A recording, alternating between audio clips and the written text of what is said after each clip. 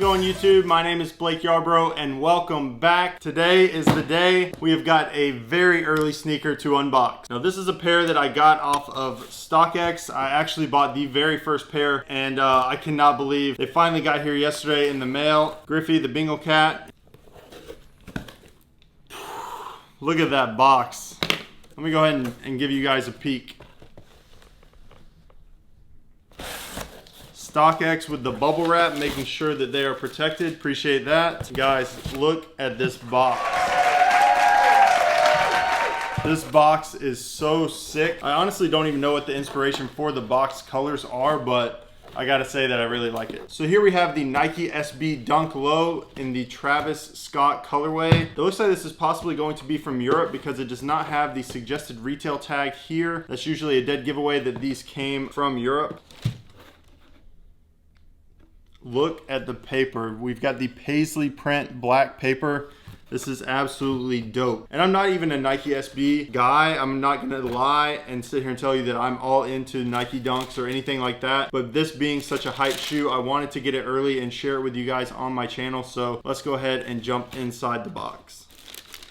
Standard StockX sticker. I've got a million of these. A new card from StockX. And let's go ahead. These are sick. I'm not a Nike Dunk guy, but these are sick. And maybe it's a little bit of hype kicking in, but these are sick. Check them out.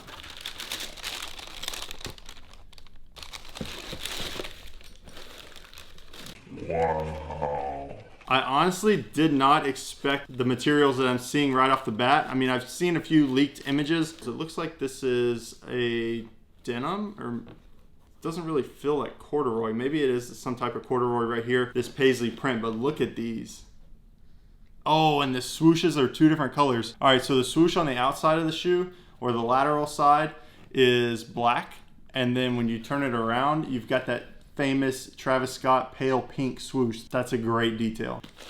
Extra laces to match. Honestly, these laces, I'm not feeling these laces at all. I would definitely swap out to these thicker oval laces. Oh my gosh, these are so sick. Of course, we've got the StockX authentication tag. Let's go ahead and get them both out on the table. Now, if you can't tell, these are not my size. This is a men's size 8, much too small for my feet. But don't worry, I will be giving you guys on feet shots. Let me get this insole out. This insole is sick. If it'll come out. 2 hours later. All right, there we go.